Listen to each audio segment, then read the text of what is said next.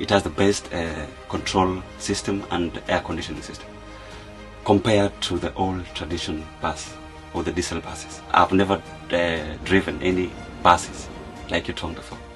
So I recommend they're the best buses. About the pollution to the environment, actually it is the best one because it doesn't have bad emissions. Also to the company, it is more advantageous, of which about maintenance and everything, it is very easy.